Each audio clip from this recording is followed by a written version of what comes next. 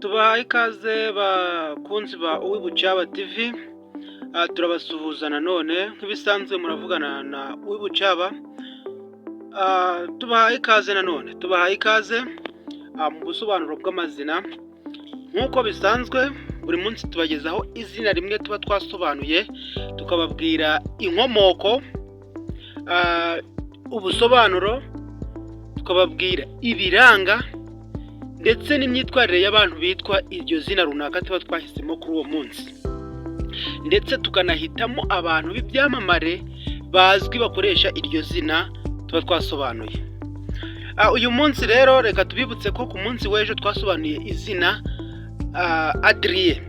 Izina Adrien twabasobanuriye inkomoko yaryo, ibiranga abantu bitwa ba Adrien, ndetse ni byinshi. Wajya kuri YouTube channel yacu ya Uwibucaba TV ugashaka iryo zina, noneho ukaza kureba ukaza kumva uko risobanura. Uyu munsi rero tugiye kuvuga ku izina Roseline. Izina Roseline tugiye kurihera ku nkomoko, tugiye ku busobanuro, noneho tugiye ku biranga abantu bitwa ba Roseline, noneho icyanyuma turajya ku bantu b'ibyamamare bitwa izina Roseline, cyangwa se ni nyuma na nyuma dujye noneho ku cyo bakora. Reka dutangire rero ku nkomoko. Izina Roseline rifite inkomoko mu Gifaransa, rituruka ku izina Rose. Rose bisobanuye ururabo rw'iroza, hamwe n'agace line gasobanura ubwitonzi, ubwiza cyangwa se umwamikazi.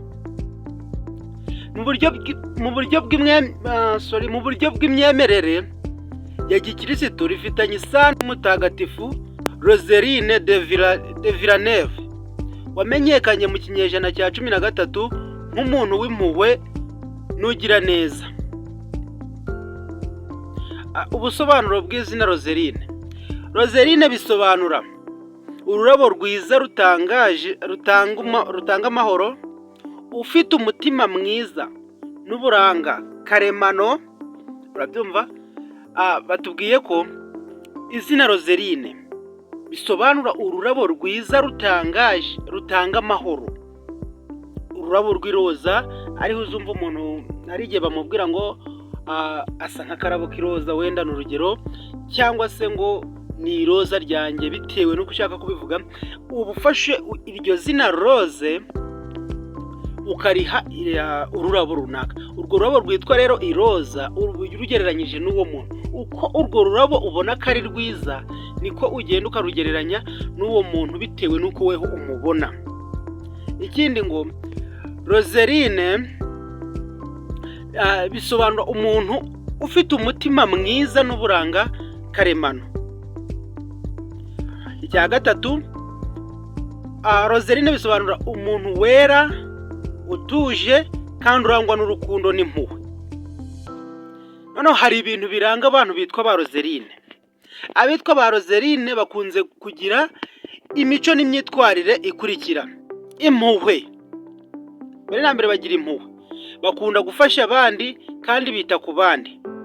Ubwitonzi, ntibavuga byinshi ariko amagambo yabo aba ari mu bwenge. Ako kantu kumve neza, ntibavuga byinshi ariko ijambo bavuze riba riri mu bwenge. Ubwiza n'uburanga, usanga bafite igikundiro karemano, haba mu maso no mu myitwarire. Ba Roseline bivuze ngo ni abantu bakundwa. Ubusabane, bamenya kwitwara mu bantu neza, bakabana n'abandi mu mahoro. Ba Roseline barasabana, bakamenya uko babana n'abandi, ukabona n'ubwo imico yabo iba itandukanye, ariko bagerageza kwisanisha nabo mpaka kugeza babanye nabo, bakubaka ubucuti. Kwiyoroshya no kwihangana. Ba Roseline bariyoroshya kandi baranihangana, ntibashyira imbere kwiyemera cyangwa se kwirata. Noneho hari abantu b'ibyamamare bitwa ba Roseline. Hari umutagatifukazi Saint Roseline de Villeneuve wo mu Bufaransa, umutagatifu wamenyekanye nk'umuntu w'impuhwe wigomwe ubuzima busanzwe, agafasha abakene n'abarwayi. Roseline Fillon ni umunyakanada, umukinnyi w'amazi diva wabonye umudari w'umuringa mu mikino Olympique ya 2012. Azwiho guharanira intsinzi no gutinyuka. Roseline Vechata nawe ava mu Bufaransa. Ni umunyapolitike wo mu ishyaka ry'imvururu n'impinduka mu Bufaransa. Yamenyekanye nk'umugore uharanira uburenganzira n'ubutabera kuri bose. Roseline Omotosho, uyu ni umunyanigeria. Roseline Omotosho ni umucamanza wa mbere w'umugore mu rukiko rw'ikirenga rwa Lagos State aho muri Nigeria. Lagos. Uyu Roseline Omotosho ni umwe mu bacamanza b'ikirenga.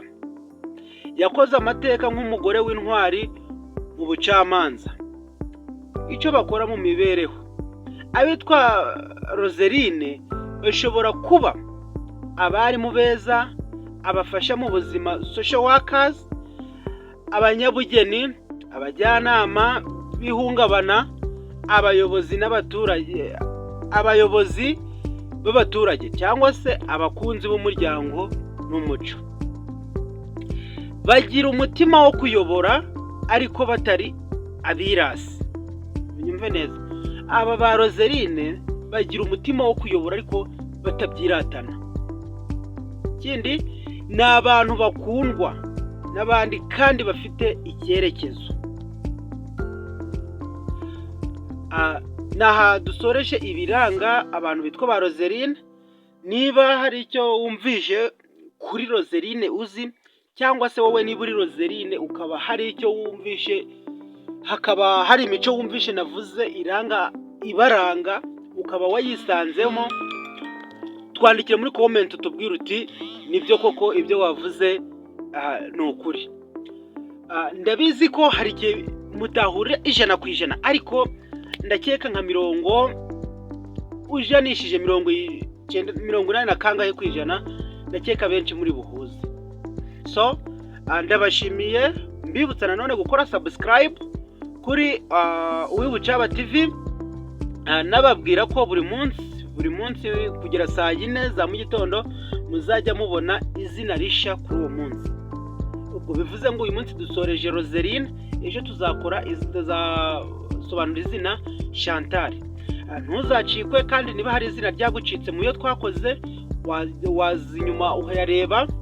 Tumaze gukora amazina 2 kugeza ubu. Twakoze izina Fils, dukora izina Adrien, iri dukoze ni izina rya gatatu twise Roseline. Ku munsi w'ejo tuzakora izina bita Chantal.